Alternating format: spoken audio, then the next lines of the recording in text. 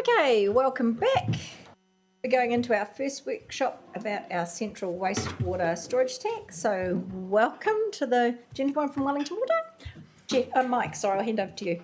Thanks, Mayor Baker. So yes, welcome back, Pat and Charles and Terry down the back, who's the project manager who you met on site 12 months ago, I think it was. Just by way of introduction to this, we're not far off opening this thing, and the guys will talk about that in a bit more detail. It is a step change in terms of the water quality. So we're kind of, next couple of months, we're going to be cutting the ribbon and actually getting this thing going. So we're really excited about that. As it says in the brief report you got, and the guys will talk to you, it has been a bit bumpy along the way. There is a cost implication at the moment, but I just wanted to give you a bit of a picture. So overall, Wellington Water's CapEx spend in Porirua is actually underspent. So we can actually accommodate the overspend on this project within the wider project. So just to put your minds at ease about that, this will be in the advice you get on this next week. There's a formal report coming to you. But overall, we will be on track, or actually underspent, even taking account of the $2 million that Pat and Charles are going to talk with you about this morning. So with that, I'll hand over to the guys. Okay. Yep. Kia ora everyone, I'm Charles Barker, I'm the Chief Operating Officer of Wellington Water. We've got a few slides here that I'll step through, and then obviously we're free to ask any questions along the way. We've also got Terry. If I get to start floundering, I'll turn around and ask Terry, who's been with this project right through, to help with the detail. The Porirua wastewater storage is one of the highest priorities in the wastewater network improvement plan. It's nearing completion. Just today, Terry was saying that they're actually commissioning running the first wastewater through it. So they're artificially diverting the wastewater into the tank to prove what was already proven with the freshwater trials. So it's kind of artificially creating a wet weather event to see that it's operating. That's all going well. So we're getting very, very close, got the landscaping, and then it will be formally commissioned in operation. So it's really important. There's over time, I think in 21, there were, 21 overflows. This tank would have stopped 20 of them. So it's a real step change and an anchor project for Porirua and the commitment to the harbour.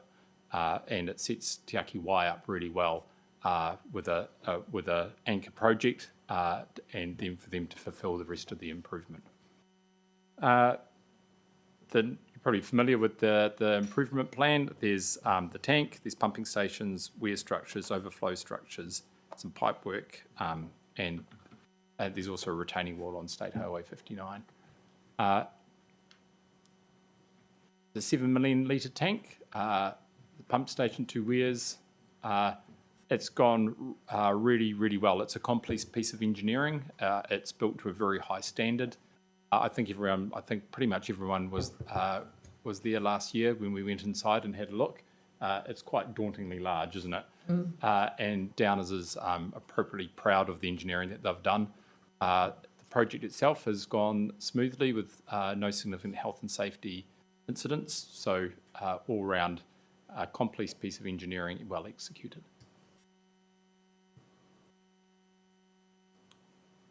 This is what I was touching on before.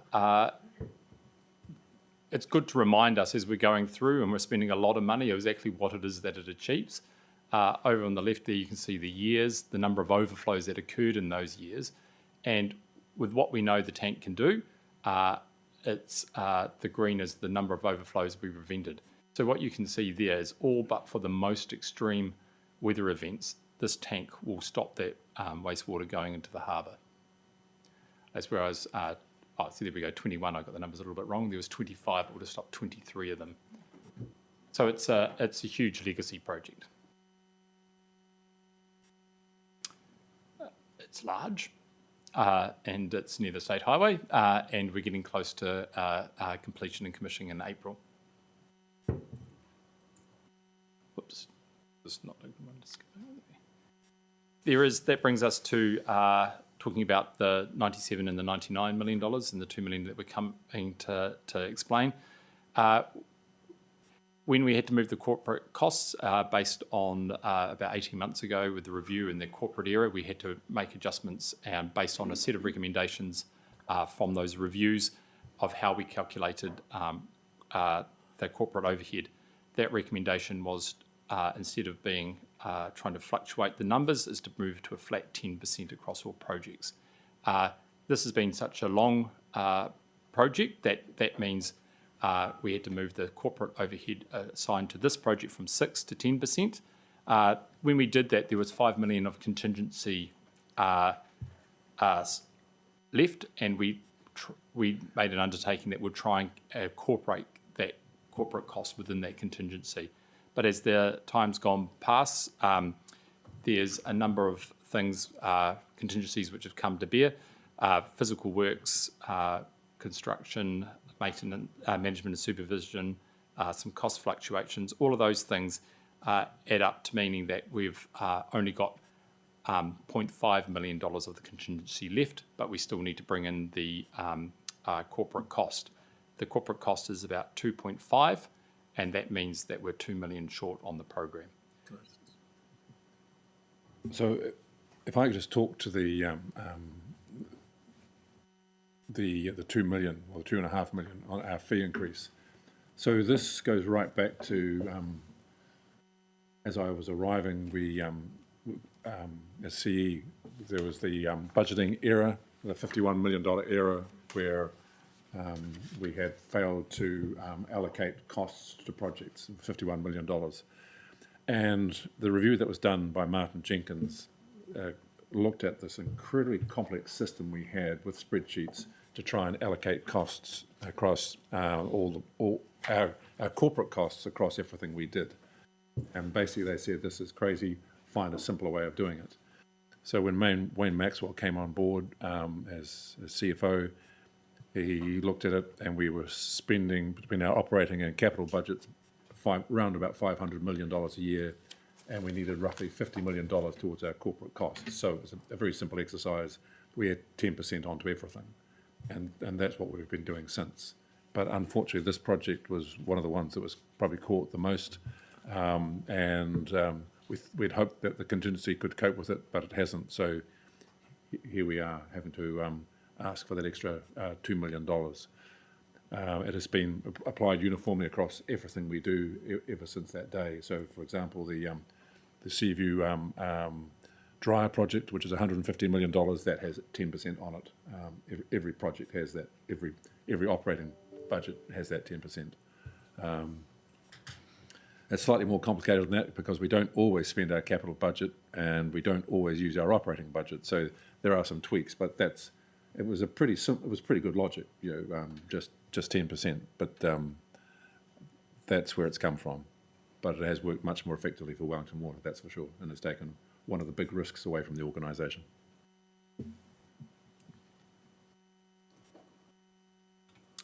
And just for information, that's the way the cash flow has been spread across the years. Thank you, gentlemen. I'm sure there are questions, or have you got more? No? No? Josh?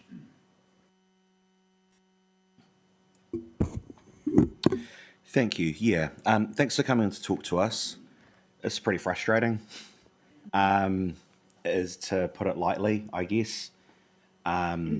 Last time Wellington Water came in and asked for more money wasn't the first time on this project, and we were told, yep, this will definitely be the last. We'll even build in contingency. We're not going to have to come back and ask for more. I've got a couple questions. The first is that you say you're coming in to ask for this. What happens if we say no? In theory, I guess what would happen then is that underfunding would then be taken back to the Water Committee and to the shareholders. Okay, can you play that out for me? What are the implications of that? If we can't cover our costs, our shareholders are responsible to cover those costs. That means that $2 million in theory could be sent back to the Water Committee. The shareholders are made up of the councils and their percentage of shares would determine how those costs. So effectively, some of that cost would come back to you as a shareholder in the company if we're not liquid, and would be spread across the other councils like South Wairarapa, for instance. You have, Okay. you have an option. Yeah. Is this just happening to us at the moment? Are you going to all the other shareholding councils with the same news that their costs are going up? Is everyone being impacted relatively equally?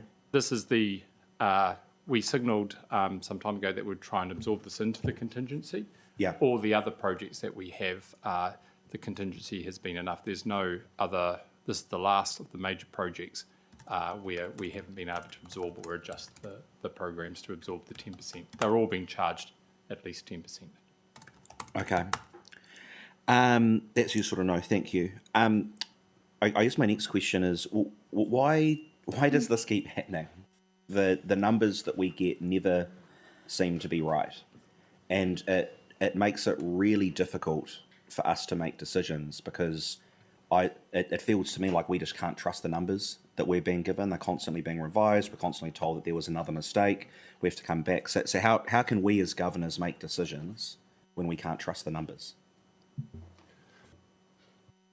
So there were systemic flaws in the way that Wellington Water was operating. Frequently, a budget would be worked out for a project long before a design had been done, sometimes long before a scope had been finalised. And so making that fatal mistake of vocalising a number that wasn't really backed up by facts. And that's what's led to, and you're not the only ones who, as I was arriving, that we were having to go back constantly and say we need more money, we haven't got this right. So we have changed the way that we do things. We're now making sure that anything that gets into that last 2 or 3 years has a detailed brief, has a detailed estimate and a clearly defined scope. Frequently, the first thing we would do is go to a consultant and work on the scope with them, and then work out a budget. And by then, we already had an approved budget, so it was hopeless, I think would be a fair description, and we've been working hard to fix that and doing better. I think in terms of having to come back and ask for more money, and also making sure that the budgets that we're talking about are have a higher contingency, factor in more risk, so that there's less chance of that. So instead of going with, say, a P50 where there's a 50-50 chance we'll get under the number, we try and have a P90, so there's a 90% chance we'll get under the number.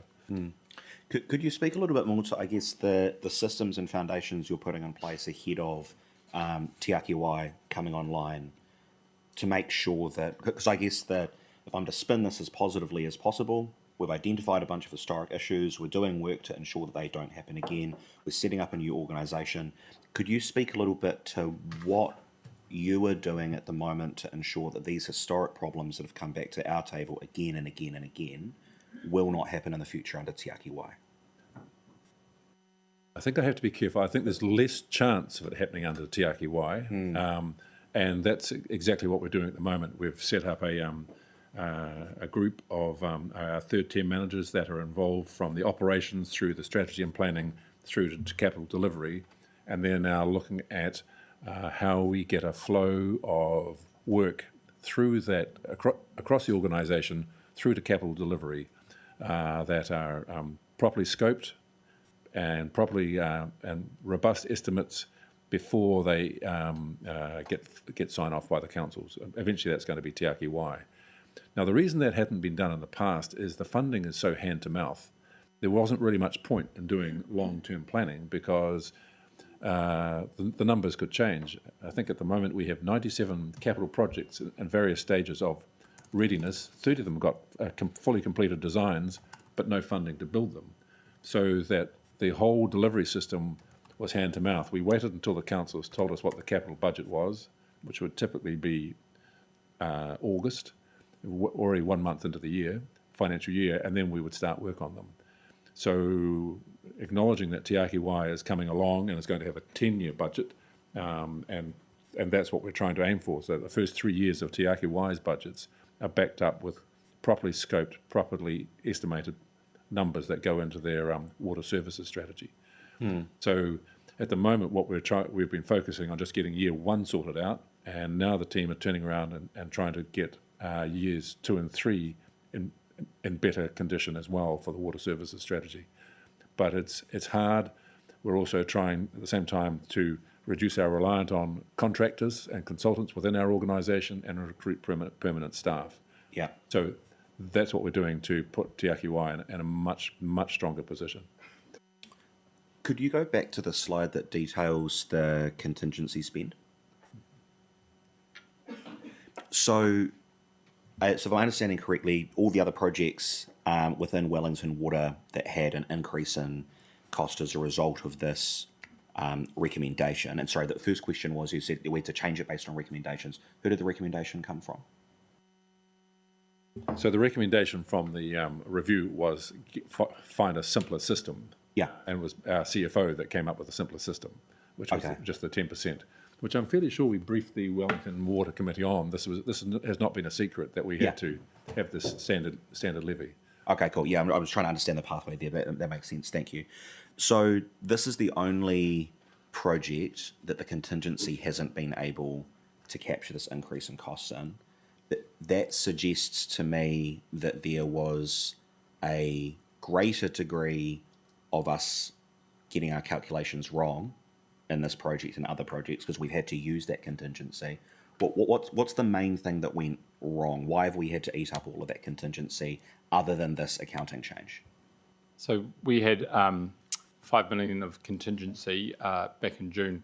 We're not coming now suddenly with the 10%. Back at when we first knew it, we looked at that contingency and said we'll do the best we can to keep the contingency costs down and see if we can absorb the corporate cost. But the thing that drove, by and large, the biggest was for about 4 million of physical works.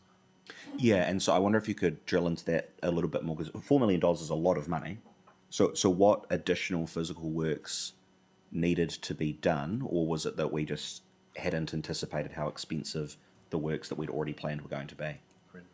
Yeah, I'd have to ask Terry there.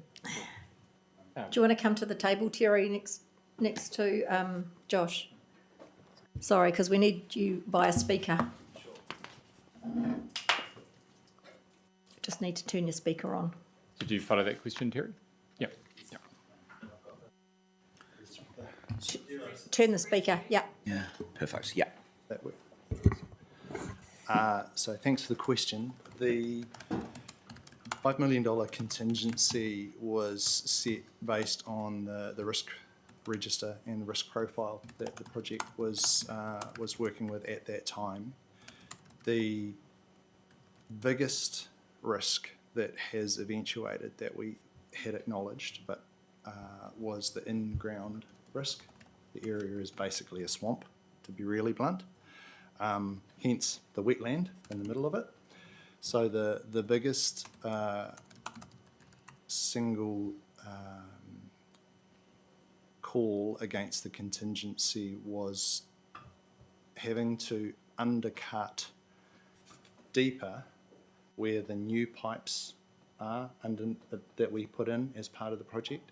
So almost $2 million of the 5 had to be allocated to deeper undercuts, putting in rafts of gravel in underneath those new pipes and other mitigations as well, so that the actual pipes themselves won't A, settle into the ground, and then B, if there is an earthquake, for example, that the pipes will remain in their locations around through the site.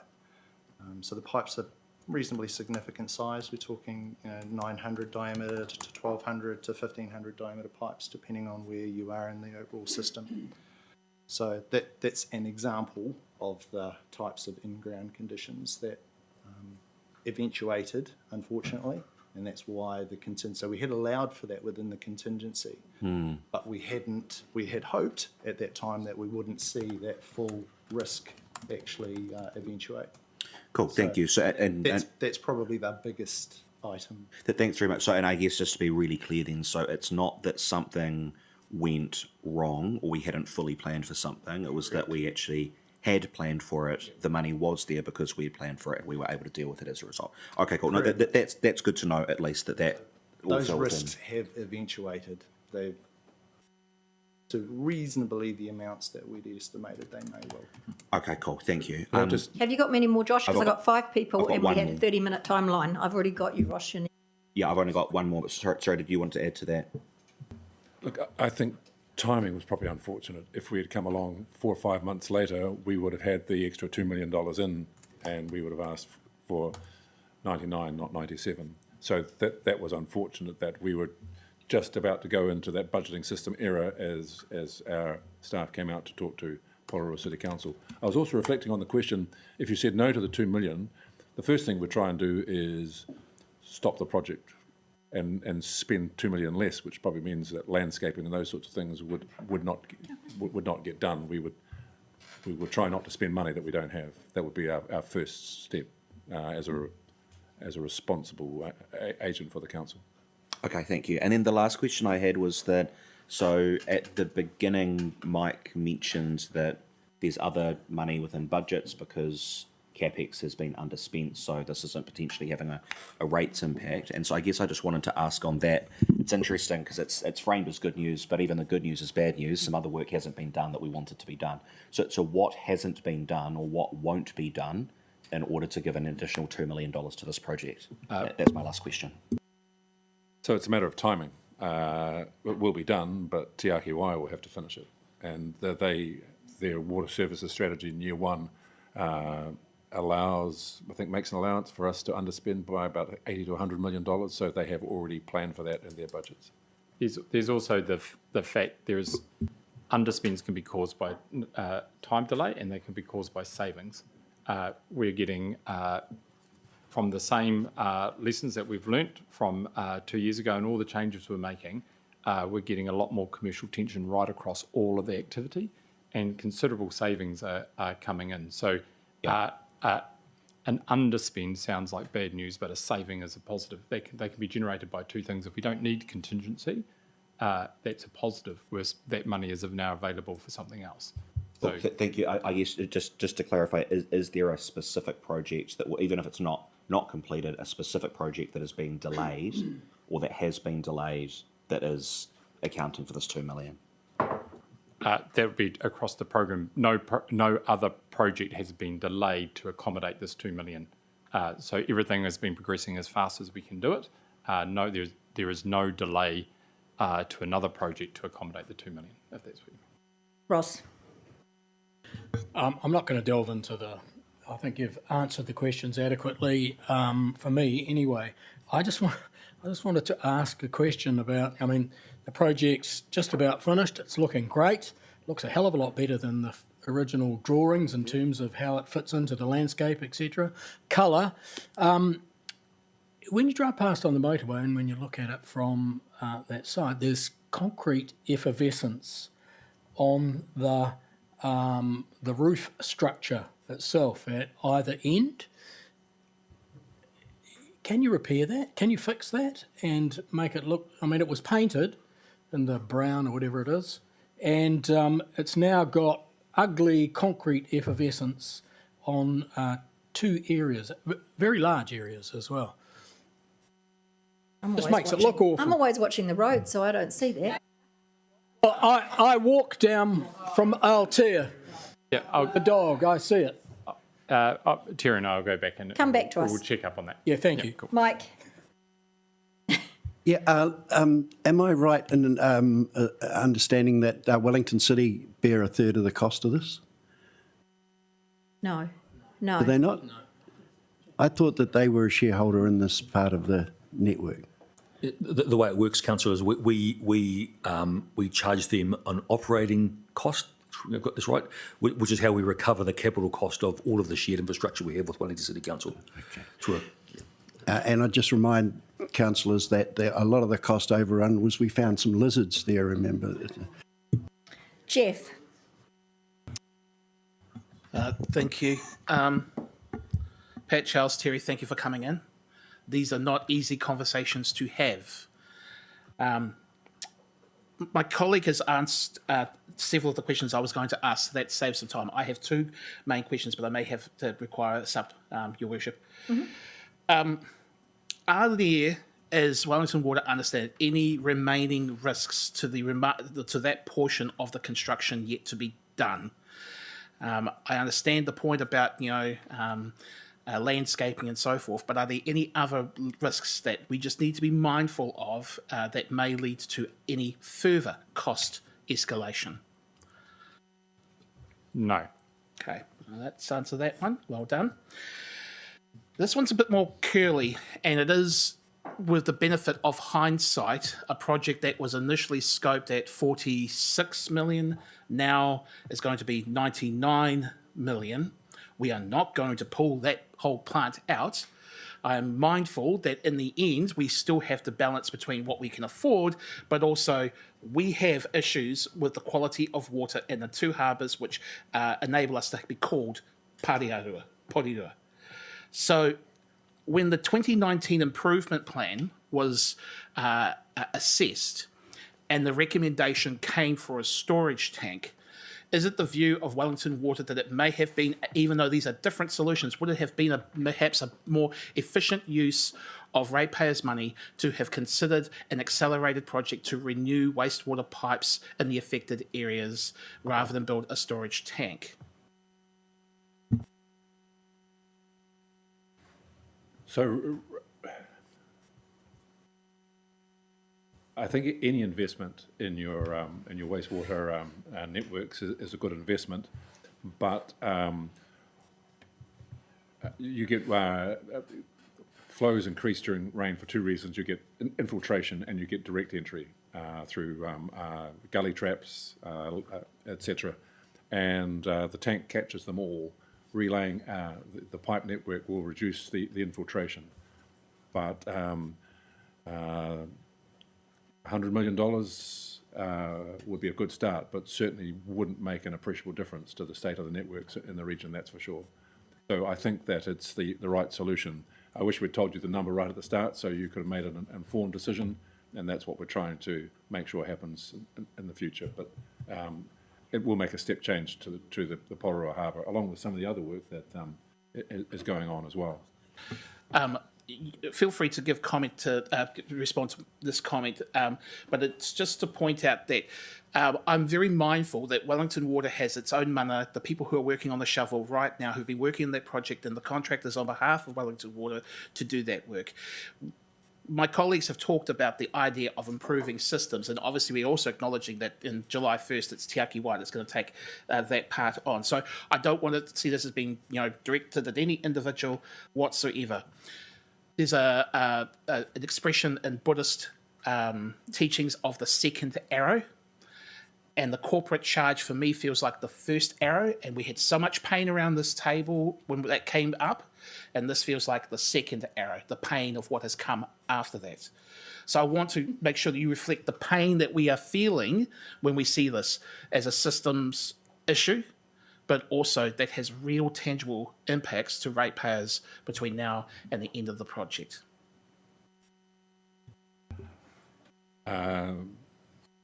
Be assured we understand that, which is why the Chief Executive and the Chief Operating Officer here, Wendy and Mike, have made their dissatisfaction very, very clear behind closed doors. So don't doubt that we know. And if there was anything we could have done to avoid coming here, much as I like coming to Porirua, I really didn't want to come today, I promise you, that's for sure. I'm sorry. I will happily have you come out to T-Bay. You can have a seafood chowder with us one day. Kia ora, no more questions. Kathleen. Yeah, I'm sure it wasn't an exciting trip out here, and it does feel a little bit like deja vu. I have a few questions, really just clarification ones. So this tank will be completed in this financial year. We're looking at May. Yes. April, May is what they said, yes. May? Yeah, April, May. Yep. And this 2.5, the 2 million, that's nothing to do with money owed to contractors, is it? They're all paid. This is money your Wellington Water corporate fee specifically. Yes, correct. Right. So just given that we've got, that you've got 1 quarter pretty much left before you're disestablished and it becomes Te Ake Wai, can you help me just sort of go through and break down, like, what does that $2 million go towards? Is it retrospect? I mean, you did say, we'll take out the plants and all that, but that's contracting fee. So this is your guys' fee. They have staff to pay. So yeah, well, that's what I'm asking for. Yeah. Like, what is the implications of this $2 million for your organisation? It would mean that we'd have a deficit at the end of the year. It would be hard to wind up with a deficit, and it would have to be recovered from the shareholders. And as I said, we don't treat the 10% as anything different from, it's part of the project. And if we don't have enough money to finish the project, then we would have to look at where we could cut corners or stop work to get in within the allocated budget. But our shareholders have accepted that the 10% is what's payable. So we have no ability to absorb that on behalf of those shareholders. So that $2 million would be an operational deficit. Yeah. An operational deficit. Yeah. Okay. We don't have any great cash reserves. We're working very hard to basically stay positive to enable Te Ake Wai to get set up. So now that you've brought up Te Ake Wai, so if we didn't give you that money and you had that $2 million deficit, how would that impact Te Ake Wai, or are you saying that you'll go to us as a council, the range of councils in Wellington Water on that committee to get the money? Is that what you're saying? Well, for a start, we wouldn't just carry on and keep on working and spending money that we didn't have. So it wouldn't be $2 million deficit. The project would be left probably operating, but it certainly wouldn't be landscape. We would look for ways to save money and get out for the original 97 as close as we could. And then whatever deficit, that would be for the shareholders to decide. But given the discussions that Te Ake Wai have been having about debt levels, I wouldn't imagine they would be particularly keen to. I don't think they would. No, I know. Pragmatically, we take a fee from capital and we take a fee from OPEX. Pragmatically, I won't speak on behalf of our financial officer, but we would swing across to OPEX and recover it that way. That would probably mean that we would create enough room in your OPEX to absorb that. So that would result in changes to the remaining operational spending for the financial year. Because there are only those two sources of income to pay for the corporate structure. The corporate structure is where all the engineers and asset planners are and everything like that, and that they represent a very good value. The more people we bring into the corporate and save, like our project management, we're bringing that in. Every project manager saves at $300,000. So all those changes that we've been doing make a bigger corporate centre, so the percentage starts looking higher, but that's still value. It's because we couldn't make the corporate charge look small, have a very slim building, and you would just those costs would be outsourced to consultants in a very expensive way. So it's a good tension that we should always have. We should always have to justify our corporate costs, and it's a really healthy tension that councils put on us. Moira? No. Thank you, gentlemen, for coming in. I think you can hear the disdain around the table. I think the original unfortunate estimate at 48 million is what confused everybody, and everyone thought we were spending 48 million and it was never going to be that. So I think that was the issue. I think you're very lucky we're underspent. Otherwise, you'd be really struggling to get anything out of us, because we can't have this affect what we're doing with our ratepayers. So not happy at all, but thank you very much for showing up and explaining it. And I look forward to the opening and actually helping our harbour. So thank you. Okay, we're going to move to our annual plan team who are coming forward. Who's running that one today?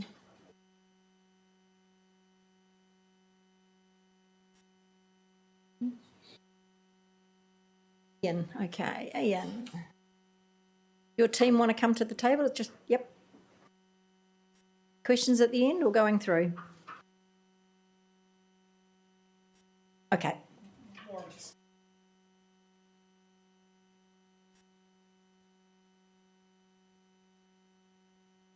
Yeah, sorry. Questions as we go. Happy to treat this as more of a discussion. It's an update on the paper originally discussed pre-Christmas, where we talked about a 3.1 potential rates increase for the annual plan 26-27. That was our draft. Graham here has been working extensively with the numbers and making sure that they still are relevant. So this is really an update on that pre-Christmas position. Also like to introduce Bailey to the council. You've been involved in the earlier conversations as well, so hopefully Bailey represents the policy and strategy side of the equation, and we're the numbers people, just to clarify that. So whose fault? Nobody's fault. Nobody's fault. So look, the purpose of this update really is to just go through some of the finances that some of the financial implications that we've seen come through, then moved into the communications approach and so on, and then next steps. Oh, and I've got a clicker. So as a reminder, just to really remind, this probably sounds, very, you're all familiar with this. Rates invoices include Three Waters at the moment, so for 25-26, but then in 26-27, rates invoices will not include Three Waters. You had a question before we started? Sorry. Relating to this slide, okay. Next point, Porirua City Council rates invoices will decrease by about 30% in 26-27. However, very important to back that up with the comment that Te Aki Wai will be creating their own invoice for Three Waters. Perhaps that question. Go to Jeff, yeah. Thank you. The third point, Yes. because I've read the slides beforehand, it still talks about a 3 or 4% potentially rates increase. So could we just be very clear about this? It's 30% decrease from what was projected in the LTP for this time period. No, we're just talking water component, aren't you? Do you want me to? Yeah. Yeah, the amended LTP is a bit of, overstates the decrease because it was coming off a 10% increase in the current year, this year, and we only put up the rates 6.39, I think it was. So the modelling we're currently doing is the rates will decrease from the current amount by about 30% and increase by about 4%. So there's two moving parts. Yes. And there's still, we need to fine tune it yet with some of the other things as well, but that's our best estimate at the moment. So the question I have is, in trying to communicate that really simply to people in Porirua, they're going to say, they're going to think that we're hoodwinking them by saying it's going down by 30, but then going up to 4 on the current projection. How are you advising us to communicate what would, is it 26% or is it something else? Because I think that's where this confusion of using a number like decrease of 30% gets us in so much trouble when we come to this once in a generational situation we've got. Yeah, so what is the actual we're talking? Well, we're still working through the annual plan at the moment, and part of that is some talk about some of the moving objects which we're still facing. So what we're signalling is what we know now, but there's still some unknowns. So trying to put a precise number on it, we don't actually know yet. You must have an actual. Sorry? You must have a rough where you're sitting at. Well, this is what I'm saying is basically it's down 30 and up 4, so it's around about 26. Now, the other aspect on this, which comes through later on, is also we've got a revaluation year, and that is going to have a big impact. It's not on the size of the pies, but how it gets allocated. So that is also going to have a quite a significant change in some of the areas which we know about, and we've got a workshop with council in April on the revaluation, and we'll be, hopefully at that stage I'll be able to show the modelling in terms of where we are with the annual plan and the impact on rates. So there will be quite a bit of a change in terms of individuals because of the revaluation as well. So this is making it a bit complex. Jeff, you've got a follow-up. Yeah, one follow-up, and then I may have questions later on, but I'm not going to hold up this slide. So would it be better in terms of, especially in communicating this to the public, and that as you work through that journey, to not say rates invoices will decrease, but say that we initially projected 30% decrease from the baseline as a starting point of our calculations? Would that not be an unreasonable thing to say when trying to communicate that out to people? Correct. I think that's a better wording that you've just used there. Okay, I'm going to stop there. Yeah, Ross, I've got you, and you can go next. But then could we just try and get through some slides? Because you're not holding your questions, and otherwise I'll say hold till the end. I agree. So we have this 3 or 4% increase. So we have a 30% decrease in rates. Is it a 4% on the decreased amount, or 4% on the existing budget? 4% on the existing budget. No. So for on this year's rates. So I mean, the thing is, when we're talking about rate increases or decreases, you've got to have the comparative. The comparative we're using is this year's rates. Can I just say, Councillor, so we get it, that there's potential for confusion. We'll bear that in mind and be very careful and precise Yeah. when the time comes with respect to communicating the detail. I think we can work through these things. It's just The other thing to note, and perhaps it's probably missing from that, is the word average.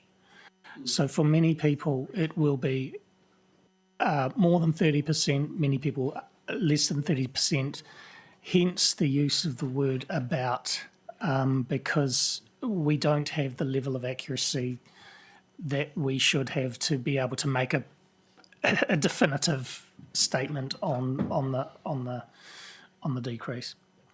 The other last point, just as a reminder, was that the default position here is to not consult. There is that was the position that we had in that pre-Christmas paper, and there is nothing to suggest at this stage that there is any need to consult. Moving on, so just as a reminder, the pre-Christmas report where we talked about the impact on the non-Three Waters rates element, 3.1 was our provisional estimate at that stage based on all of the number crunching that Graham has done. So also really keen to just stress the guiding principles that we're really keen to hang this annual plan on. At the top of the list, a balanced budget. We see this as really something that's been aspirational for us for so long, and we actually have the opportunity to actually do it this year.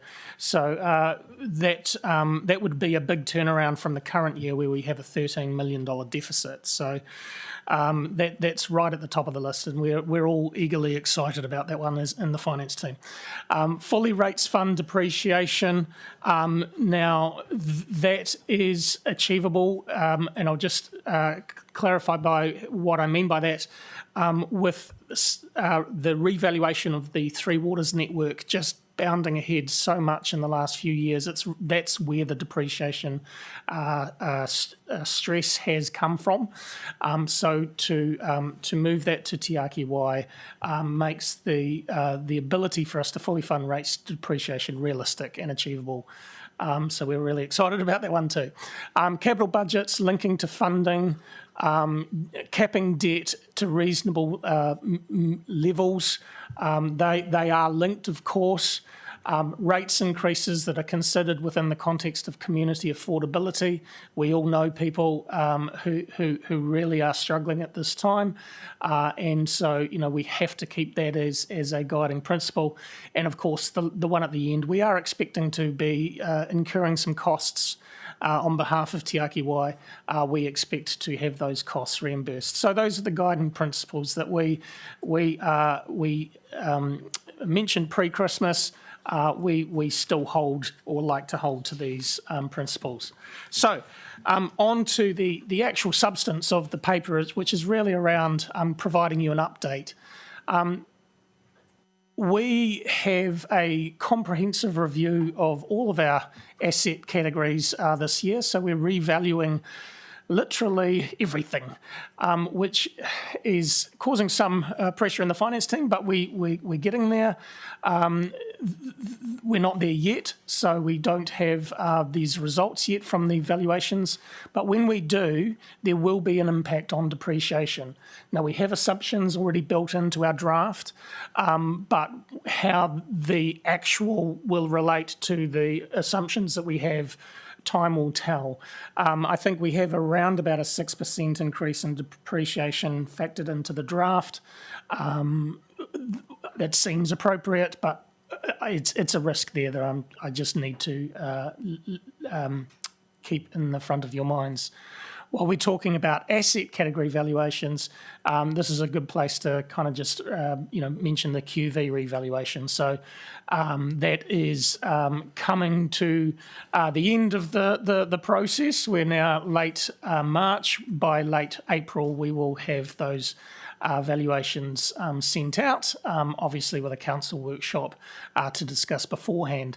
But that is not necessarily about an impact on the level of rates, rather than how the rates are apportioned across the city. Josh has got one on this. Yeah, just really quickly, the 6% potential increase you got baked into the draft, where have you got 6% from? And do we have an idea of, even if we're not sure where it lands, like a best and worst case scenario, like what the potential margin of error is? Yeah, so 6% is just an assumption that we've used. But if you think about, say, 3 years ago, 6% would have been woefully inadequate. But what we're seeing in the market these days is the prices kind of stabilising, plateauing. House prices are not, interest rates are, So the economic environment that we're in now is completely different from previous years. So I think 6% seems about right. We don't have anything better at this stage. But as soon as we do start seeing actual valuations coming through, and on the key one is actually roading. Yeah. So once that, that is I think it's almost $500 million worth of assets there. So, you can just think of, an increase in revaluation of 10%, say, that would blow our 6% out of the water. But maybe it's 4%. So in which case our 6% we can drop down, which would impact positively on this. So that's in a future slide you'll see I've got a big question mark. We don't know until we see those valuations come through. So do we know, is 6% like an average number that lots of councils are using if you compare to what others in the region are doing, or is it just a little bit plucked out of the air as an it's a educated guess? placeholder. It's a placeholder. Okay. It's a best we can guess under the circumstances. Okay, thank you. Keep going. Okay, so the other area, well, another area where we are holding a position as an assumption in the draft is around the landfill. That's obviously out for consultation. We can't preempt any kind of decisions or in that space. But once we understand what option is going to be carried forward here, we may have to relook at our aftercare provision. But that may be through rates, it may be through gate fees. So we do have some work to do, shall we say, around that as those decisions are made. Just like to bring your attention to the last bullet point there. So there is an impact on internal costs, obviously, so street cleaning, rubbish bins and things like that we haven't calculated, but it might move the numbers slightly, but hopefully not too significantly. The one that we do know or seems to be becoming more apparent because it's still in the procurement process is the roading maintenance contract. So we do expect that will require additional funding that we hadn't had in our draft. So we've just reviewed our assumptions there. We've just put in an extra 0.7 million in the OPEX space, which directly correlates to the rates increase. And while we're talking about roading, NZTA funding is obviously also one of those things that we don't control. And if you recall, there was one year where the NPS came out after the annual plan had been settled and the amount of subsidies had been greatly reduced. So I'm just saying that's a risk. It is the third year of a triennium. So sometimes in the third year of trienniums, there is additional funding that is available to be sought. We're not factoring that in. We've got a number here which we think is appropriate and reasonable. But it's still a risk. Ian, I think Moira's was the previous slide. No, because there's a queue now. So Moira? I'm just trying to understand the landfill. Let me just have a look to find the slide, finance landfill. The impact on internal costs is not calculated. I suppose I'm just trying to understand the timing of this. I thought our aftercare provision, etc., came outside of the 6-7 financial year. Yes, the actual you build up a provision for the aftercare, and if your residual life of the landfill is pulled down from 2053 down to 2030, then it means you need to account for a provision much faster. So that impacts on internal costs because we might have to shift some of that funding? There's the aftercare provision is a complex beast, shall we say. But as you're building up the provision, you're also building up an asset, and it's the asset that you depreciate. And if the assets jumped ahead because the provisions jumped ahead, then your depreciation goes up. That last bullet point is really about, if the gate fees change, then that also will impact on internal charges and so on, clearing rubbish bins and picking up litter and so on. It's a web of intricacy. Okay, Kathleen's next. Moira just asked my question, so. Okay, Ross. Sorry, the maintenance contract, that increase, I recollect, Mike, you were talking at some stage previously around, that could be positive. Is it that, have we settled on that now and those costs have actually increased by that much? Because I had the expectation that there was going to be some sort of positive thing we could look forward to. Yeah, so before we went to market, we did have that impression. We've now been to market. I don't want to talk too much. We don't actually have a signed contract yet, but I can signal to you that I think that positivity has not come to pass, and that we're going to. It's kind of complicated because in the Three Waters sector, as Pat was just saying, the prices have come down. In the roading sector, that hasn't happened. So it's kind of, you need to be a bit granular when we're talking about this stuff because it's not just one nice number, unfortunately. And the other big unknown is, there is uncertainty, shall we say, with regards to some of the relationships with Te Ake Wai. So what we will be charging them, what they will be charging us. It's still a dynamic place, shall we say. So we have what we think is a reasonable assumption in the annual plan, but until these things are actually bolted down, there is also, risk that, some of these numbers will change and move. So really this update is really about giving you Hey, I've got, sorry, Kathleen, sorry. Yes. It's really just to kind of think a bit more forward. Do we have water meters at council facilities, at the pools, and Yes, we do. Yeah. okay, well that's good. All So businesses. Yeah, including commercial. us, Yeah, great. commercial, Okay. To them, we will be just a commercial organisation, and to us, they will be just a ratepayer.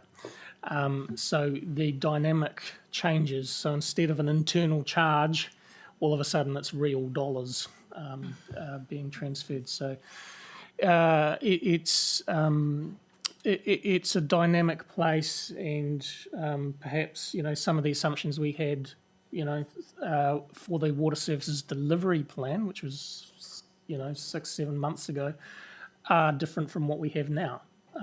So it's a place which is developing continuously. So you'll see question marks aplenty on this slide, so we do need to go through and fill in those question marks with real numbers. But the 3.1 that was discussed in the pre-Christmas report, if I put my hand on my heart and said, where are we now? We're probably more like 3.9. Some of those question marks could go up or down. There is positive and negative potential in some of those numbers. The Te Āki Wai one is an example, and the valuation impacts on depreciation could go up or down. So I'm not saying it's all one-way traffic, but it's looking at the moment as a 3.9. It's still nice to have the 3 in front of it, but that's the risks that are still we're still trying to fill in, if you like, as part of this annual plan process. Any questions up to that point? Jeff?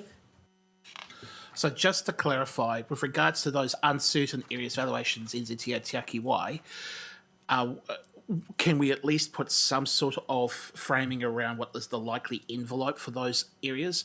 Is it, say, with valuation, obviously we don't have much control over that, but and actually all of these we have no real control over that, but are we able to at least have some operating principles behind the assumptions that we use so far? Yes. The reason why I've still got question marks with the valuation impacts on depreciation is largely timing. I had hoped that we would have these reports starting to trickle in by now. We're running a little, or not we, our providers are running a little late on providing those reports. So apologies that that would have been nice to have a more certain kind of, well, not a certain, but a more indicative number there. And Te Āki Wai charges, Graham. Yeah, I'll just speak to this one. One of the bigger issues is the QV revaluation. And it's the impact on them and on all other ratepayers because of the valuation. So, and in terms of how the rates will get redistributed. We've experienced in the past this relative tardiness on behalf of QV to be able to provide us with that, and everybody with valuation data. Do officers have a plan B in place if that data does not come in a timely enough fashion for July the 1st? I'm working with QV at the moment, and they are going to provide a file next week to the Valuer General as part of the audit process. So we're getting in the final stages, and then we're setting up meetings in early April to start to go through with the Valuer General the revaluations. There's a whole process they've got to go through, and including the audit to get the Valuer General sign off. Is there an alternative provider? Because we moan about them all the time. No, it wasn't. It's not QV. It was actually in terms of the order when they were put in, because the Values General's Office makes sure that basically there's only one council goes back through their process because they've got limited resources, and they signal when, or they timetable when the council valuations will occur. So it's not QV. And we got Value General. it's the Value Generals.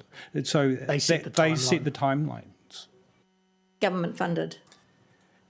It's a government. Yeah. Yeah. Yes, but you, okay. yeah, Not but your you got to. problem, I understand that. Yeah, but you got to remember there's 69 councils, and every 3 years each council has to have a revaluation. So there's they just have to timetable when the council's valuations are done, and then when they can audit them. They need to upsource, but that's not our problem. It's Kathleen. So it looks like there's lots of unders and overs still to be determined.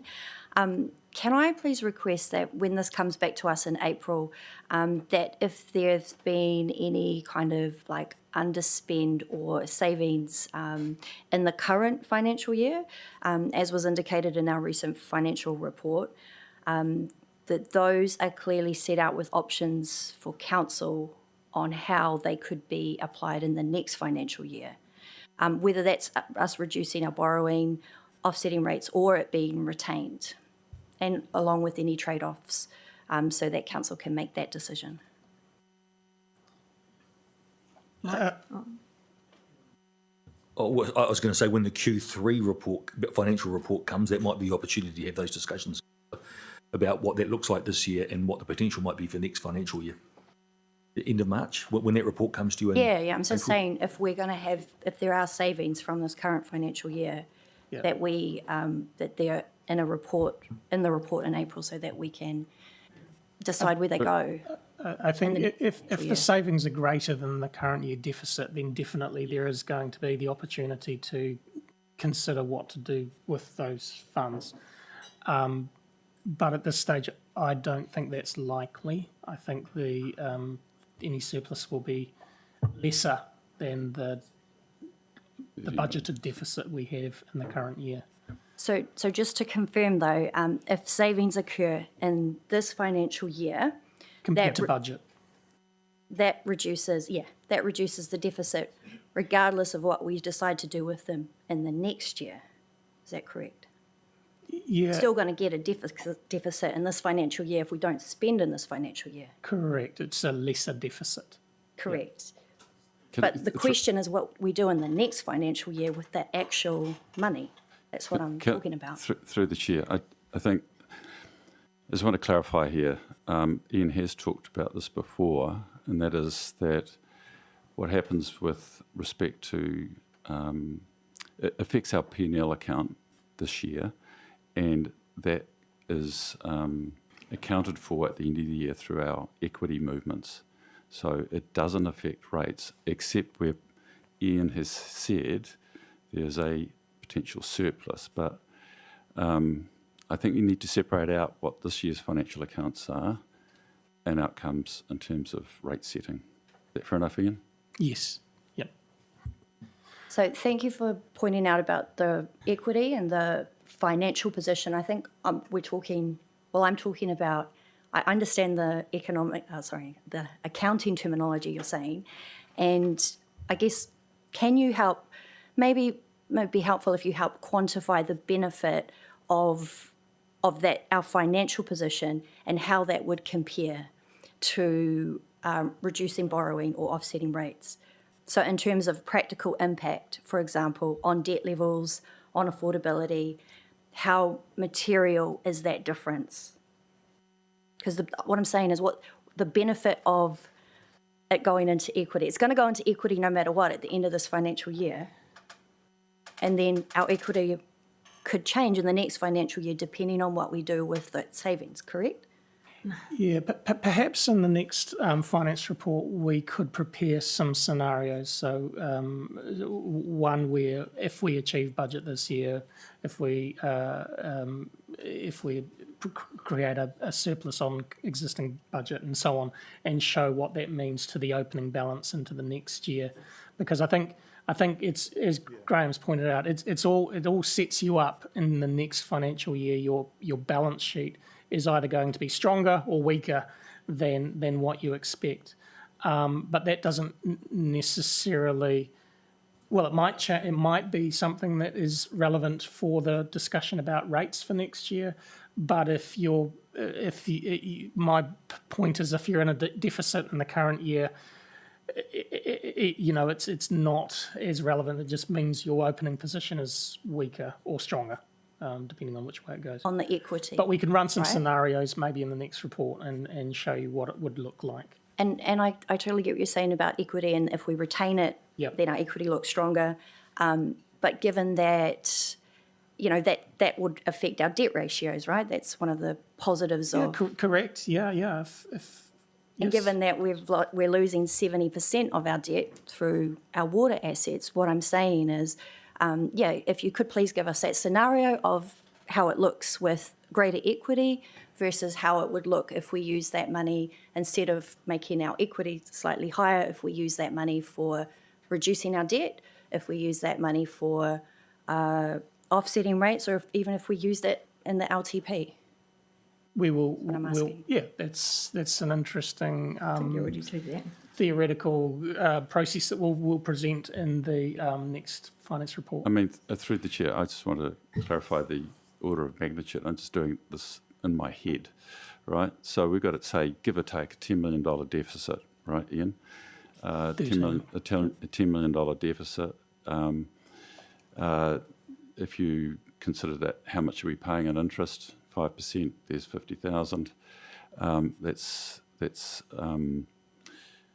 minuscule in terms of the impact on rates. Given that we're saying that roughly, if you get my numbers right here, Ian, $1 million would be a 1.2% increase. So we're talking about $50,000 impact. So it's very, very small. It's insignificant. Correct? Correct. Sorry, did you just say that we are paying interest on our deficit? I was referring to the fact, if you improved your deficit position by $10 million, I was explaining how much impact that would reduce in terms of our interest costs. And when you look at the interest costs and you do the calculations, as I just did in my head there for 2 seconds, it's negligible. Can I suggest that we will come back, we'll give this some thought and come back with some advice in the Q3 finance report. Yep. Holly. Thank you. Just a very quick question.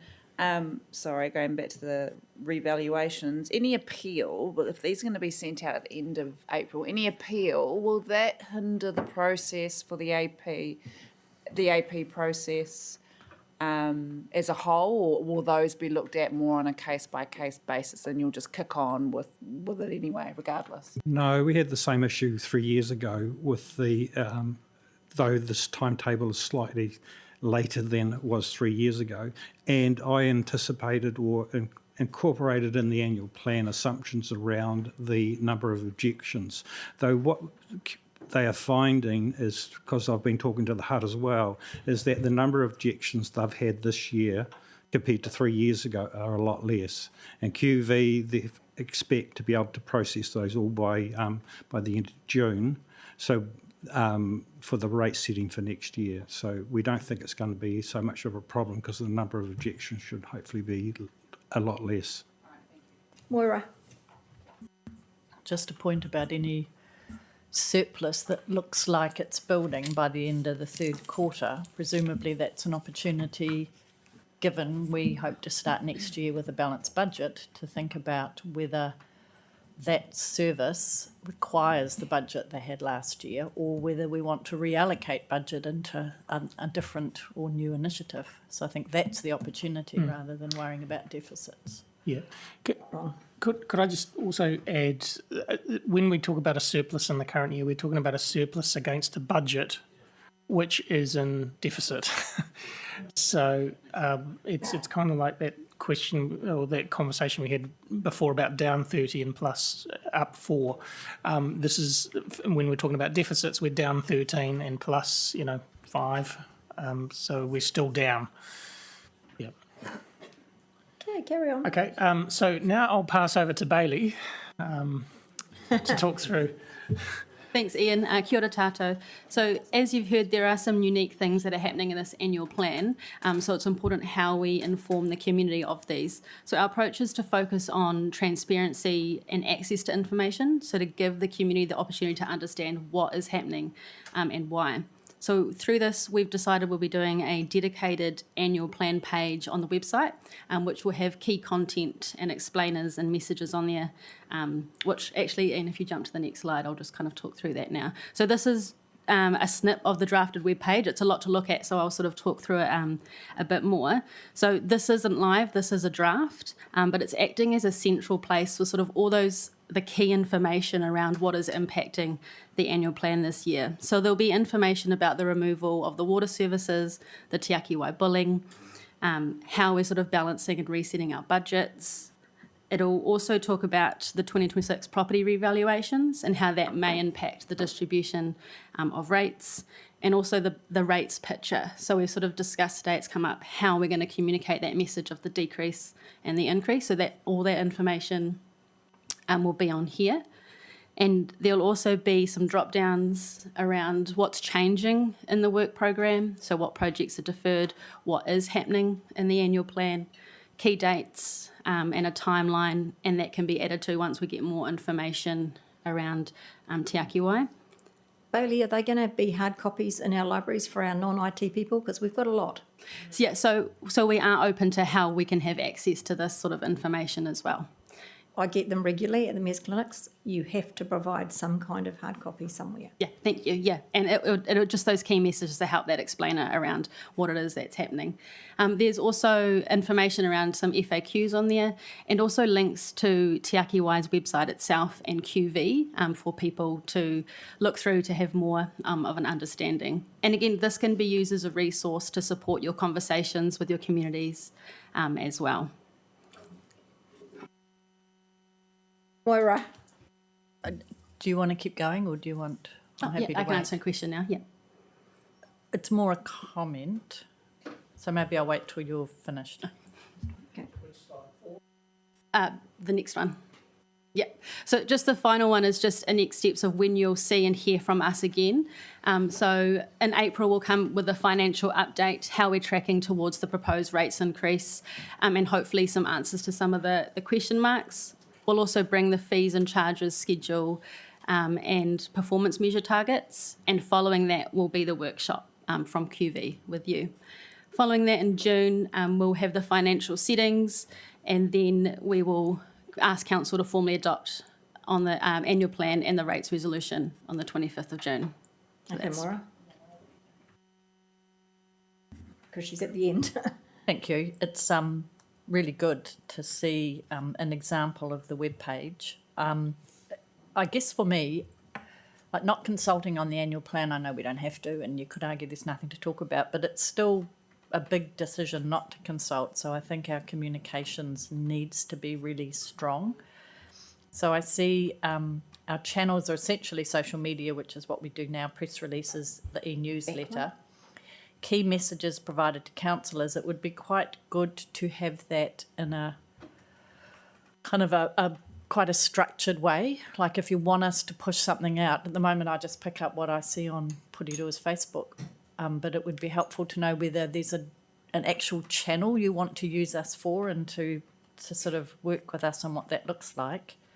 Alongside that, I think that the website page should have a like contact your councillors. Like, do you want a councillor to come and explain to you what's happening? That should be an option on the page if you're using us in that way. I think just back to the 30% blah, blah, blah, blah, I just think that's way too complicated for people, because most people won't know what was in the LTP anyway because they've never seen it. So it feels to me there's a message around you're paying for a smaller range of services, but the cost of those services is still going up. So there's something about the parcel that this bill pays for is now smaller. But that doesn't mean there aren't cost increases. So I think there's some messaging around that. I would, this is a bigger issue, but I would like to see in this communication, because it's the communication about what council will be working on for the next year. And I get that our projects and our costs and our things are all small compared to the Te Aki Wai's shift. But the big thing actually that we're working on this year is a regional conversation about amalgamation.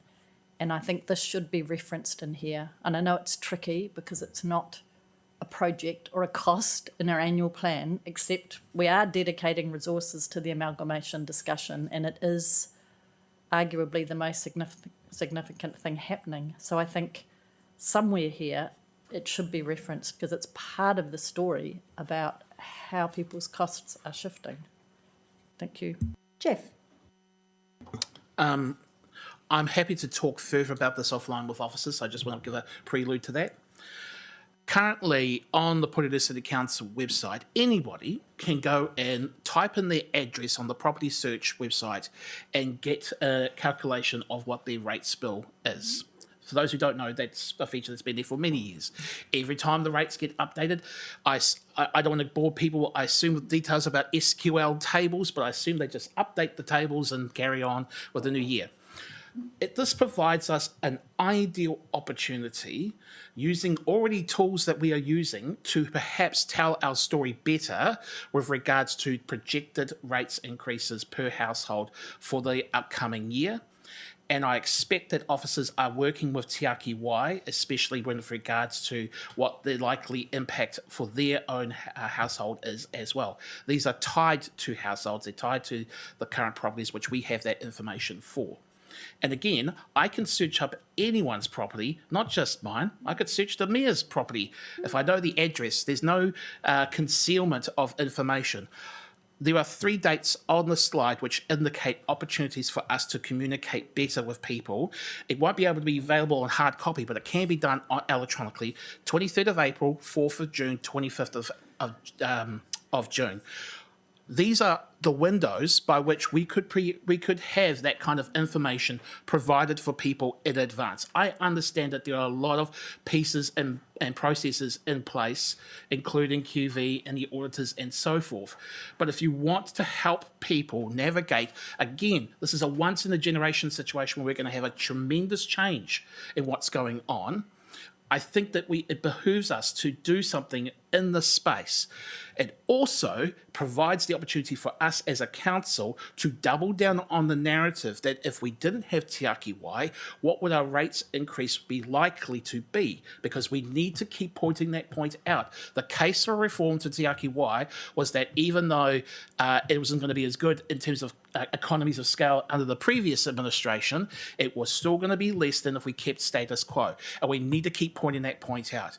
And this comes finally back to the point I was saying before about the 30 and the 4. We have to be very careful in communicating this because people will be thinking it's going to be just exactly the same bill as last year, and it's not going to be because there are obviously work that has to be done in the new financial year that we have planned for. Kia ora. Thank you. Kylie? Okay. No one else? Thank you. Thank you very much. Appreciate the update. We're going to Mia and Shaona. We're doing discussions on the problem definition of public places bylaw and smoke-free outdoor bylaw. So, ladies, are we doing questions going through at the end? Yeah, I think... So you might want to wait? What do you... No, I think if everyone's okay with it, I might just give a couple of key points and then go straight to questions. Take it as read, exactly. Yeah. Okay. So the purpose of this workshop is really to talk through our initial problem definition in regards to this review. So one is the bylaw, it's a statutory review, and one is the smoke-free policy. That is more of a, it's not statutory, but it is a behavioural-based policy. Really, we wanted to get your views on whether we're on the right track before we present you with a formal consultation document on these items. So that is the purpose of why we're here today. We're here to hear your feedback. Have we got it right? Do you have any questions about what each thing does and doesn't? Where is the clicker? I might just jump to, thank you, this slide, which highlights the things that we're suggesting some change. Again, quite minor. This is a bylaw that helps regulate behaviour in public places, but in terms of enforcement, as you would have seen in the reading, we've got quite limited powers, but it is helpful in that we have something to base public behaviour on. So I'm happy to go to questions. Okay, we'll go to questions. Jeff first. Actually, I'm going to resolve this by not having to do a question, but a comment. I'm happy with the direction of travel. I want to give specific reference to the issue around the there's two, the homelessness, which I think you guys have covered in both the materials that were given on notice and in the slides. The other one was the feeding animals in public areas, which was covered in submissions that were brought to us. And when I brought forward the idea of wanting to make that change, it was said at the time that this would be the more appropriate place to make that change. So I am comfortable with the direction of travel with these, in particular. Kia ora. Thank you. Moira. Yes, the same. Very comfortable. Thank you for bringing this too. Nice to be engaged early. I'm comfortable with direction of travel. Very pleased to see the removal of the skating ban in the city centre. That seems unnecessarily punitive. I don't understand the feeding animals in public places. It seems to me if there's not enough complaint evidence, why would we take on work we don't need to? But I understand there's some history to this, so I will let others be the decider of that. Thank you. Yeah, I thought it was good. I wondered about the petting zoos, but anyway, that was the only thing I could think of. Ross, has you got one? Yep. No, I support. Common sense prevail. Yeah. Well done. Anybody else? Great. Anybody else? All right. Thank you very much, team. That was really good. That just shows what happens when you do the work and put it in front of us. Thank you very much. Okay, next up is the Cannons Creek Library. We've got Brian and Vic. Sorry, Vic. Okay, we've got no slides on this one. Oh, yes, we have. Right. I'd seen them in paper, but I hadn't seen it there. Okay, are we doing questions going through or at the end? So happy for questions either way. We'll try. We know you've had a big morning, so we'll try and take you through it reasonably. At the end, we'll take them at the end. Quick. Yep. Okay. So we've read what you've sent us, but keep going. We sure are. So good morning. So we'll just give you a brief update on where we've got to with the library. The good news is we're well down the track. We've it's as we say, it'll be 3 times the size of the current library. So we're planning on having longer operating hours. This is a response from feedback that we had planning the project, and as a result we'll be increasing our headcount from 1.75 to 3 FTE, and that'll be spread across the longer opening hours so we can actually achieve that. For example, Saturday was a major request, so that requires a wee bit of staff twitch to make it work. Okay. In terms of funding, the spread over this year and next year, the good news is that we're right on budget, right on track. In fact, we're a little bit under budget at the moment, and we're hoping to deliver it. Yeah. And that's partly because we've been doing a lot of our project management in-house with our own project management. So that's been a really good benefit for us. We've also been able to future-proof the site so that we know that we want to expand it in future for other parts of the business. So that's all been done and will be delivered as we go through. The next slide shows you a bit of a concept drawing of what the walking up from Bedford Park would look like going into the property. Bit of a timetable of where we are. So the milestone that we're really focused on at the moment is getting the modular units on site in June, ready to go, and then get it ready, handed over in August back to council. So this is a pretty quick design, build, delivery job that we're doing, and so we're really quite proud of that. The next slide shows you some of the work that's had to be done up there. So we've used quite a few local contractors to get our services in. So that's been a really quick turnaround time for that. Community engagement. We've somebody. Yes. We're going to talk about community engagement or any questions? Okay. Okay. Cool. So you can see, come up, Drew.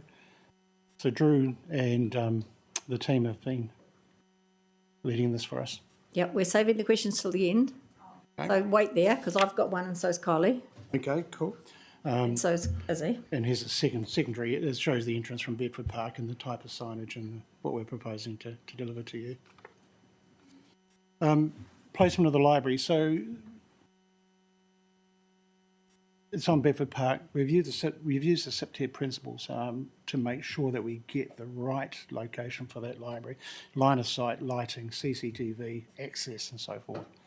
And the key objective was obviously to activate that whole space, make use of it, including the Cannons Creek pool, somehow get that all coordinated into its use going forward. Here's an overlay of what we are looking at. This is Cannons Creek pool, the new library, down to the basketball court, and the space in the area that we're looking at taking over there. So we've looked at accessibility, so as part of the consultation, the engagement, we've heard from the community saying that accessibility needs to be in there, so we've covered that. We've got direct links into the building. New accessible car parks will go into Bedford Park, leading up through that area to get into there. And as an aside, separate to this, we realised that Cannons Creek Pool was due for a close down in July this year for maintenance. We've deferred that through to December, January, because we want to have a look at the location of the reception in that area. So now we've got a nice new library.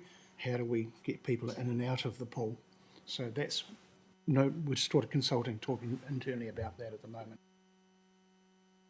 And there's just another sort of access way in from Bedford Park through Tavern Lane, there's pathways and so forth, including how it links in with the Cannons Creek pool.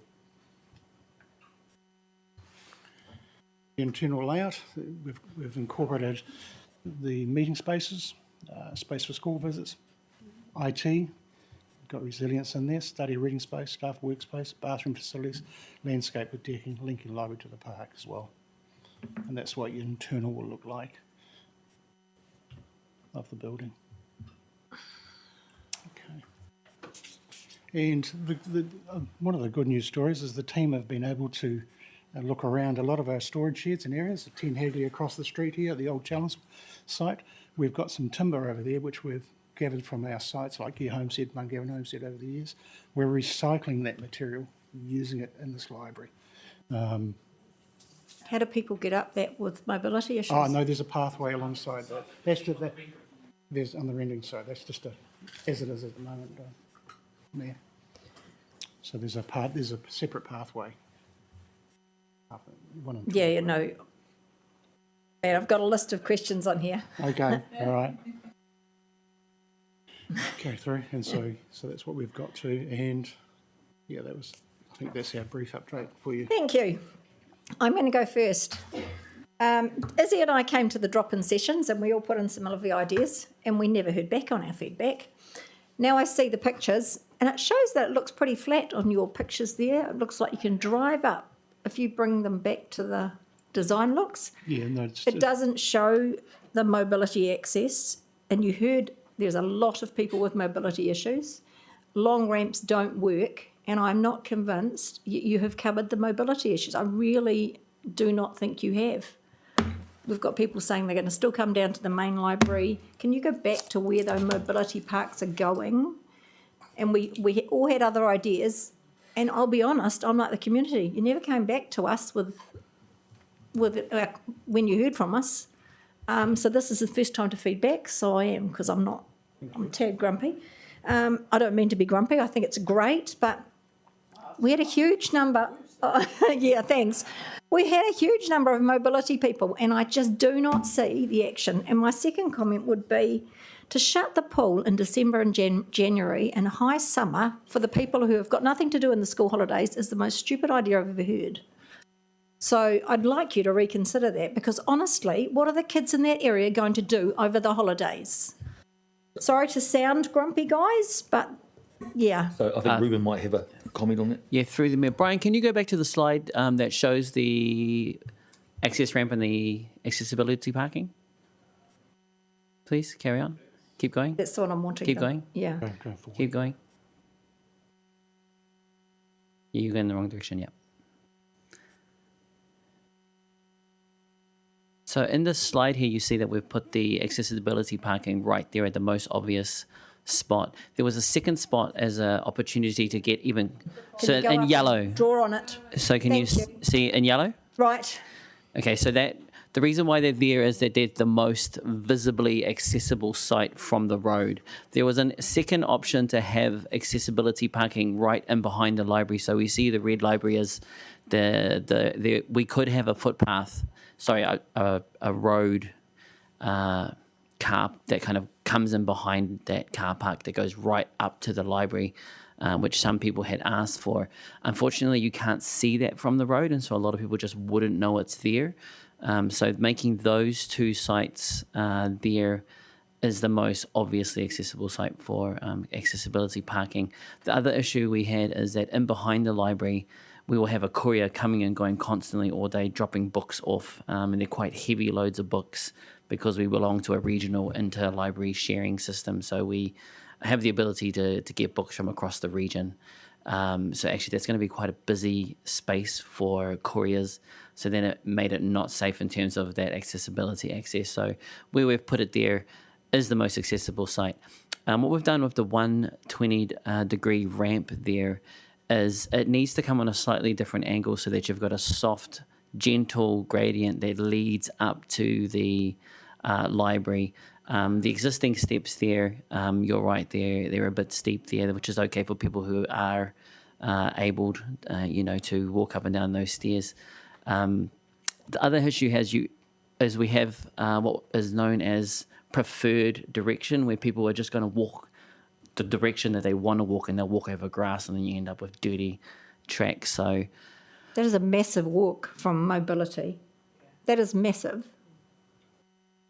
Yeah, and in a wheelchair.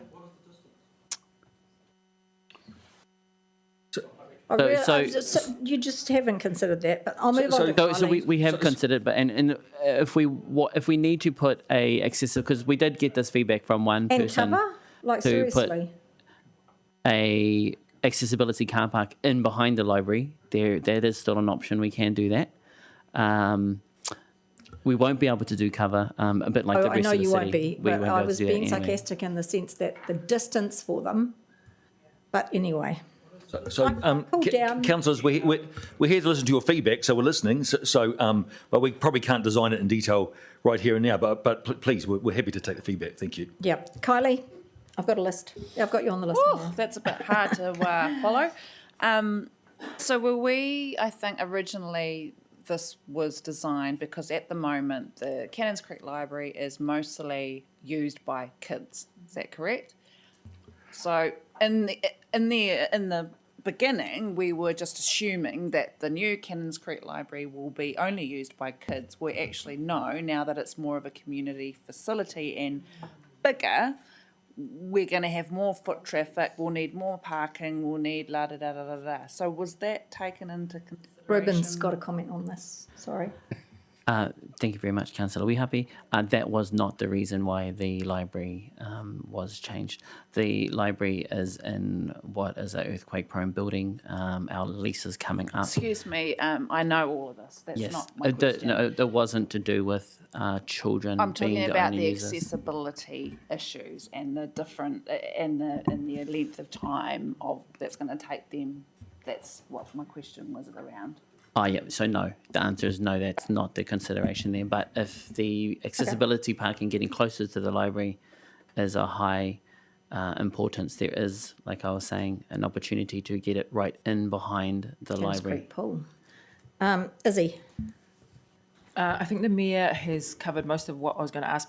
When this came to council, I raised it, how the some of the feedback was that the library should be closer to the pool, but in these plans it's definitely staying where, or it's sort of a little closer to the pool, but on the other side. So that was my first question. We just decided, no, we're just going to stay with what and not listen to what some of the feedback from the community was. And then the other was around the length of that ramp, and then also car parks, because as the Deputy Mayor said, there will be more people in there because it's 3 times the size. So have we catered to the people who might not be walking there, even with the petrol crisis, but might drive there and need to park somewhere? And then also the other question was around the redesign of the reception. So is that going to be another cost that comes later down the No, track? it's part of our program budget. So it will all fall within the budget that you currently have. Thank you. You want to answer that first one, Ruben? In terms of moving the library closer to the pool, there would be a significant cost increase if we were to connect those 2 buildings. Right now, there needs to be a egress in between 2 of them so that the couriers and just the general public can get through between those buildings. It's as close as we're going to get without having to connect those 2 buildings. It's a prefab building, so we're limited on what we can do in terms of getting those buildings hard up together. The other consideration, as Vic mentioned earlier, is looking at the entrance of where the Cannons Creek pool currently is and the potential to reopen a new entrance to the pool. So you see on the slide there's a little red arrow that says new pool entry. It would mean that the pool entry and the library entry are coming from the same spot, which puts eyes onto the park. So it's a septet issue for us, making sure that all the eyes are looking onto the park so that there's increased safety elements there. It also means that the car park at the pools, which is a considerable size car park, can be used for the library and the swimming pools. It's a long way to walk around from the car park to the pool. And it already does get quite full just with the... Sorry, I haven't finished. Have you got another one? Sorry. It already is quite full with just the usage for the pool. So if you add into it the library, I don't know how you... The pool, just like our normal pool, the city centre pool, is busy at peak times. So at peak time, there's little we can do around parking, additional parking. That's going to be a significant additional cost for parking, unfortunately. Okay, Josh. Thank you. Just a couple of questions quickly. So first of all, around the swimming pool entrance shifting, in principle, that sounds like a really sensible idea to me. I'm glad that we're looking at it. My question on it is, I think that's going to have an impact around the swim club currently uses that area for a lot of their storage. Has there been any proactive engagement with the swim club on that? And what have they said about this? They're happy for us to have a conversation with them about moving them to the other end of the pool. Cool. So there will still be plenty of room. They're not going to have any. Excellent. Cool. That's great to hear. Thank you. I just wanted to echo. While I agree with those changes being made, swimming pools got to be open during the summer holidays. It's used by so many kids. So we've suggested that period because that's when they've told us when they're the quietest. So we haven't. I guess we haven't confirmed that, and we'll take that back and have. Well, they've said that's when they're the quietest, and they prefer it to be done. Is that the swimming pool or the swim club specifically? The swimming pool itself, not the club. Interesting. Yeah. Okay. But purely anecdotal, I used to be a lifeguard at the pool, and it doesn't map with what I remember. Yeah. But things change, so... Okay, and we'll take this feedback on board and we'll continue having those conversations. Yeah, okay, cool. No, that's all good. And the last question was, I view this... more people wanting to use the library and this upgraded area, that's a really positive thing. It does create the problem around accessibility and parking and all that sort of thing. I think it's a good problem to have. Have we had any engagement with Greater Wellington around projected increased numbers and public transport access? This is a genuine community hub. There'll be people all over Porirua who want to just jump on a bus and head over there if they don't want to drive. Have we had any engagement around that? And what does public transport access look like to the pool at the moment? Ruben's doing that one. Not with the library, we haven't engaged with GW on this, but we are working with Nick's team on a broader parking strategy that needs to come up, because parking's not just an issue for the library, it's an issue for the Porirua Park as well. Let's say when we have big rugby games, getting parking around Cannons Creek ends up taking up, a lot of suburban area. Big events at the arena, they take up a lot of parks in the area. So there needs to be some broader thinking around transport hubs, additional parking in those spaces. Who can provide that kind of that level of parking? Porirua is a growing city. It's something that we need to consider, but we haven't directly engaged DW for this project. Sorry. Yeah, so that sounds really sensible, but I guess I would just encourage as well around that potential engagement with GW. I think it would be great for as many people as possible to be able to access this without having to jump in a car. And actually, if more people are able to get there by public transport, that's going to make more space for the car parking for people who do drive as well. So that sounds really good, but would like to see that too. That's everything from me. Thank you. Just one note in there, Councillor Trillin, you'll see where the new pool entrance is, there's some benches there, but also there is a large amount of bike locks that will be going in that space between those two buildings. Moira. Oh, thank you. I'm really pleased to see that entrance to the pool starting to align with the library. I think that's important. I just couldn't understand on the that close one. Why would you put a fence there? It won't be there. Good. Okay. Good. I mean, I think that's incredibly helpful. I think. The reality is that people will be unhappy that they have to park and walk. We know that everybody wants to park right outside, but there is a lot of parking behind the Cook Island Hall that is largely unused. So I think the issue will be really strong wayfinding and signage, so people know that's a place you can park to go to the library, and because you also have to sort of find your way around the hall if you're not used to the area, and from there, very good wayfinding, so people know they can walk safely, preferably on a lit path to get to the library from that big bulk of parking there, because the pool parking does get full, and of course you don't want people clogging up Bedford Street and annoying the neighbours. The only other thing I would say is the solar issue. Did we consider putting solar on the library? Yes, we did, and the cost was prohibitive for it, primarily around the structural integrity of modular units, carrying the weight of it. What the project team have done, though, is through thermal efficiency of the building and heating and cooling, we've addressed some of that solar gain issue. We're also putting reticulation tanks for stormwater under the building so we can get some recirculation of water going. So we are looking at some green principles there. Jeff. First of all, thanks, guys, for coming in and reporting on this one.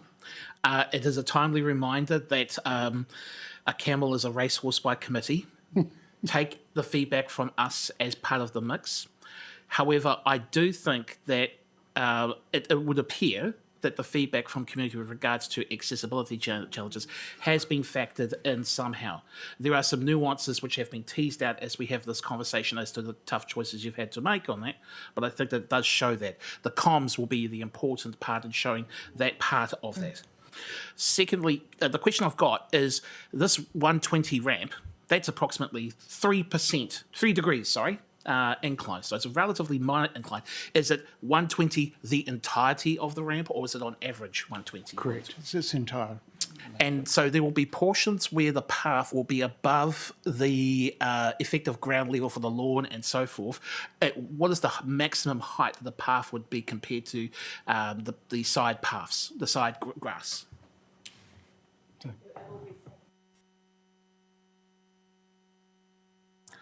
Understood. Okay. I was just trying to get a sense of how high above, again, from an accessibility perspective. My feedback is that had we not put the steps in immediately, you may have been able to save yourself a small little side path there and just go to and just have everybody use the same 120 path, and that would have achieved savings. Kate Tapai. I do want to feedback that the CPTD principles around lighting and CCTV have been followed. Thank you for that. The addition of disability car parks, notwithstanding that there's a corridor around parking rules, the total number of disabled car parks is going up by 2. Is that right?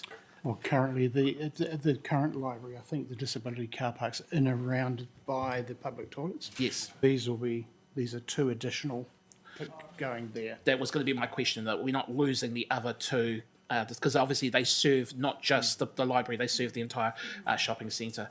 I would also reinforce the point that Councillor Lawler made, which is that Tavern Lane, as well as the associated parking around the area as well, is still going to be available for people to use. It's just a matter of wayfinding that I'm sure you guys are already thinking about anyway. That would be my feedback on this. Thank you.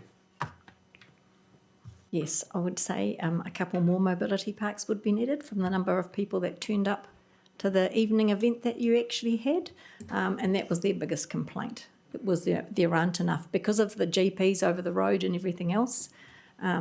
We have very few mobility car parks in that area. Anybody else? Yes, Nathan.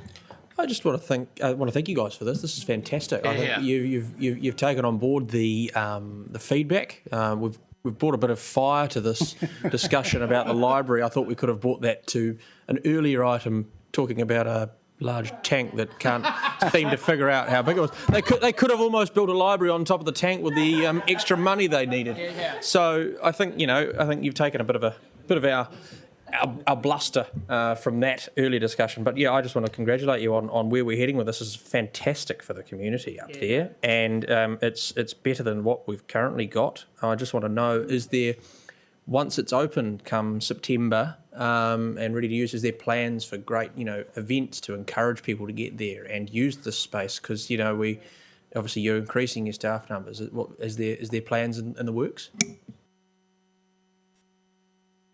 One of the major things we connect with in the current spaces with all of the local schools. We have quite an active program there, so we're hoping to expand the amount of ongoing permanent school visits that we're doing and put in that space. The other activities that we're able to do, because we've added the community meeting rooms, we're hoping to be able to get more daytime use of those to bring people into the library. And the current intention is that once the library's closed for the day, those are designed to be available as bookable community meeting rooms through the council system when they're not being a library. Just through the mayor, also just in terms of that opening day, we will have blessing and we'll run some events. I do note that Wellington City Council spent $200,000 on the opening of the library. We'll do it much cheaper than that, but So we'll do you'll a be good lucky to family get day. $50. It comes out of existing budgets. Noted. But Hemi. we will put on an event. Hemi. No, good work. I question around the dates. What were the dates that they proposed to close? Oh, we were looking at December, January for some time to do the reception remodelling, but Is yours on? Sorry. Yeah. So Yeah. we were looking for the closing of the pool to do that work around that December, January. But hearing your feedback, we're going to go back and have a further conversation about that. Oh, thank you. With the lawn, is there access for trailers or emergency services to that area? To the facility? Yeah, do they go up the ramp or where that new fence is? And I know, like... Around the back of the building. Around the back. Around the back. No, onto the lawn. So, no, you won't be able to drive up because of the incline. No one can get up there at the moment. No So trailers, none of the... You can come up through behind the Kings Creek pool to access. Are you thinking about fire and emergency ambulance and things? Any vehicle. Can a vehicle access that lawn space? No. Okay. I'm planning on doing some skill. No, like events like Creek Fest where stall holders are there.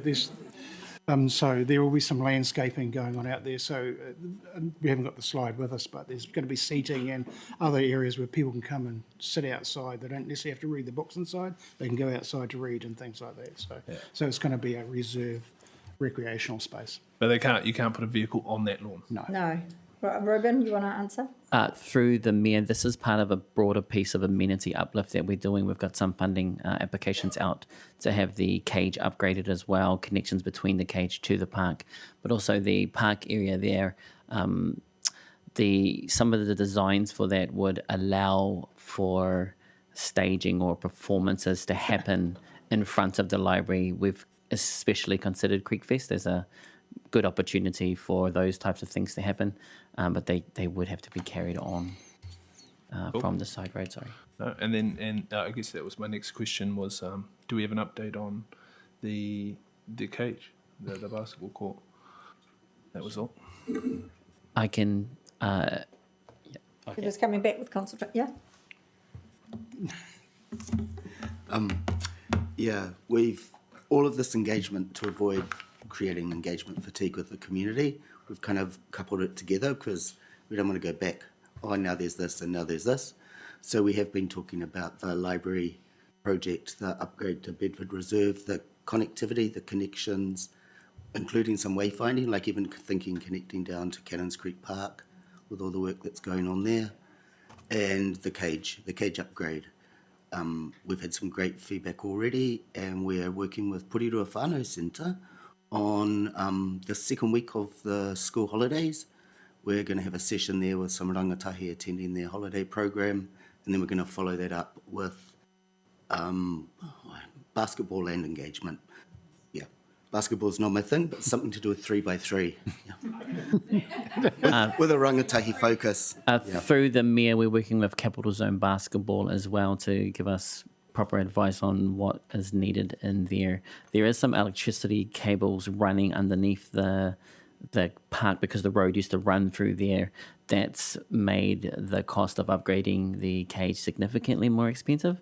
We're looking at around $700,000 to relocate all those electrical wires. So we are going to need external funding for that. Luckily, Sport New Zealand has a fund of $750,000 that we can share with the hut that we're going to be applying for. So it will be contingent on getting some external funding. I can bring a update to council when we've got a few more details if that is requested. Sure. Josh. Thank you. Yeah, just really quickly, I wanted to echo the comments from Councillor Waddle, and I forgot to mention before as well, congratulations in particular on this tracking on time and to budget, which is surprisingly rare and absolute music to my ears. I almost didn't believe it when I heard it. You might have heard me knock on wood when you said that. I did just want to ask around the staff increase, and I totally support that. I think let's use this as much as possible. You mentioned that there was a bit of a shuffle around on that. Is this coming from within existing budgets, or is that additional FTE something we need to find budget for somewhere? This was originally programmed, I believe, for the 27 financial year, and we're pulling it forward so that we can do it for the 26 financial year. Cool. And we've found money for that within existing budgets. That's not a cost increase. Jim's racing. Yeah, it's included in our presentation that Ian and team did before. That's so the difference between the 3.1 and the 3.9. Okay, cool. But just wanted to make sure because it's been allowed for in the annual plan. Okay, cool. Yeah, and for the record, totally support it. Just wanted to clarify that. Yeah, thank you. Ross. On the same basis, thank you for pointing that out. While I support all this, I think we've done fantastically well. Your comments are valid. Just noting that with extra kit like this brings OPEX increases, and so I just reinforce that. Right, I'm Nathan again, and then I'm not going around with everyone else again. Just one quick one. Just one quick one more. So on the pool side, I think you're going to go back and review the shutdown time. I think use facts and figures. Don't listen to what we've said, because I don't want to ask everyone. But when was the last time we all went to Cannons Creek Pool? If it's the best time, then do it at the best time. Kathleen. I've got nothing really much to add because everyone's sort of covered most things. One thing I'd like to acknowledge is that, as well as the great speed that you're delivering this project, the impact on the local economy by using a local business. So that's great.